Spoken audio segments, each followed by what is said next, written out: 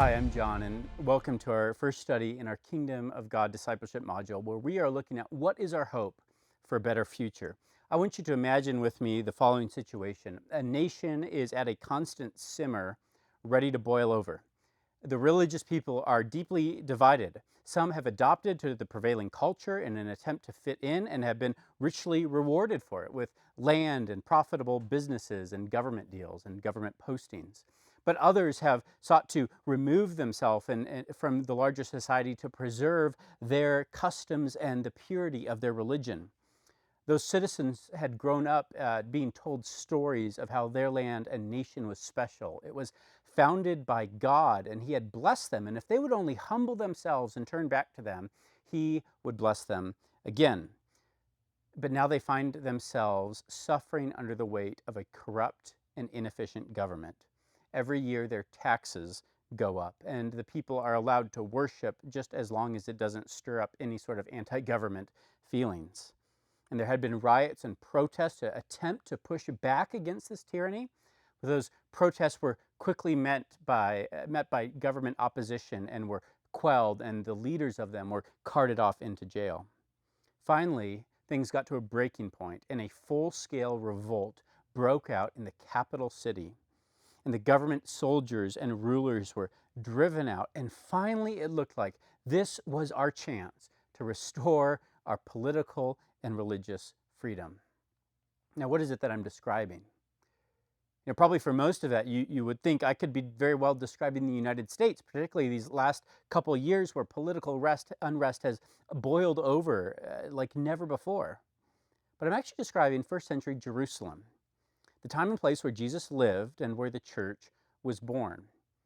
And all that culminated in a Jewish revolt of AD 66 through 70, when Jewish zealots fought against the Romans, drove them out of their capital city, and even reclaimed a lot of their land. And we might feel like we today are living in unprecedented times, and yet we'll realize that we'll discover in this study that there are many striking similarities between today and first century Jerusalem where Jesus lived. And perhaps by revisiting those times, we can learn what is most important for us today. Mark Strauss points out there are 5 factors that made first century Palestine, the area around Jerusalem, a hotbed for political insurrection. First, it was conflict between the Jewish people. There were those who had adopted the modern Greek customs and culture, and then there were those who had retreated to form their own communities. Second, there was widespread corruption and oppression by the wealthy aristocrats and landowners. Fifth, there was severe Roman taxation. Severe Roman taxation. Fourth, heavy-handed Roman suppression of any sort of opposition. And then fifth, an incompetent and often insensitive Roman government. Now you could change just a few of those details and it would sound like we're describing our situation today. Now, we'll get back to the rest of what happened in that revolt in a bit, but when you ask yourself, find yourself in that situation, and you ask, what is our hope for a better future? And what do we do to make that better future possible? That's really what your kingdom vision is. It's a question that everybody asks. It was, what is my vision of what the good life is? What is my life made for? What is my destiny? What is a place? What does it look like for me to thrive and my family to thrive and to have safety and prosperity? And everybody has some type of kingdom vision. You can often get at it by asking questions like, well, what is the purpose of life? Where are we all going? What does everything mean? And in our country, we see 2 prevailing kingdom visions that more and more stand in opposition to each other and are actually dividing our nation. And these 2 kingdom visions are in a very general way represented by the conservative and progressive political platforms. But in the last decade, we've actually seen a radicalization on both sides that have pushed those kingdom visions further and further apart. So much so that compromise is now, it seems like an impossible thing. But actually both camps are saying more and more, we can't even compromise, but we actually need to eradicate the beliefs of that other side because they are dangerous to society.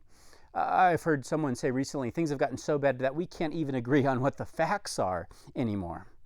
And increasingly, it's going to be tempting for Christians to get pulled into one of those two political or kingdom visions, because that's where the centers of power and influence will be. You want to have powerful friends, whether on the conservative or liberal side.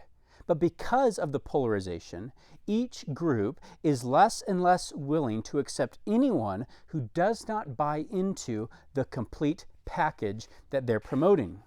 So a Christian might believe that, yeah, I think there probably are social justice issues that need to be addressed. We're all sinners, we create systems, and so certainly those systems will have marks of sin, but at the same time be skeptical of many of the solutions put forth to address those things. Or a Christian might be wary of recent attempts to restrict religious freedom and practice in our nation, but at the same time not agree that everything done by the government is part of some master plan to shut down our churches, because we know that God instituted government and it has a valid role in our life. But we're rapidly entering into a place where you can't be part of either one of those groups unless you don't just agree with what the problems they say are, but you also agree with what the solutions they recommend are. And this presents a problem for Christians, because so often the solutions that are presented aren't all that much better than the problems they're trying to address. And so we are left with this temptation to either loosen some of our convictions so that we can fit in, but at the risk of losing our faith, or hold strong to our convictions at the risk of being utterly alone in an increasingly polarized society. And so what is going to be of utmost importance for us in the coming years is that we are solidly rooted in God's plan for a better future, God's kingdom vision. Because in the end, that is the only vision, the only kingdom that will not fail and will address the root of all the problems in our world. And we're going to need to get really good at explaining that kingdom vision, because as both the left and the right radicalize more and more, people are going to get excommunicated out of those groups because they didn't live up, or they realize that those groups could never fulfill on their lofty promises, and they're going to go wandering for something better. And then temptation will be for them to wander all the way over to the other extreme. And yet I'm optimistic because I think us as gospel-believing people have a greater opportunity than ever before to show those people a better way, the way of God's kingdom. So for the next 6 weeks, we're going to look at what God's kingdom vision is and how it's achieved. Now, as we talk about the kingdom of God, it helps to know what it is we're talking about. George Eldon Ladd describes it this way: the kingdom must not only offer a personal salvation in the future life to those who believe, it must also transform all of the relationships of life here and now, and thus cause the kingdom of God to prevail in all the world. The gospel of redeeming grace has the power to save social, economic, and political orders as well as the souls of individual believers. He's saying that God's kingdom vision is all-encompassing. It encompasses all of the earth and every problem in it. He then goes on to write, the kingdom of God is like a bit of leaven placed in a bowl of dough, which slowly but steadily permeates the dough until the entire lump is leavened. So is the kingdom of God, to transform the world by slow and gradual permeation. Now, for the sake of and simplicity of this course, when we talk about the kingdom, we're talking about really those places where life is in harmony with God. The kingdom is those places where life is in harmony with God. And that kingdom will ultimately only be realized at the end of time when heaven and earth are united. Well, that's it for the introduction, and we'll see you in the next video.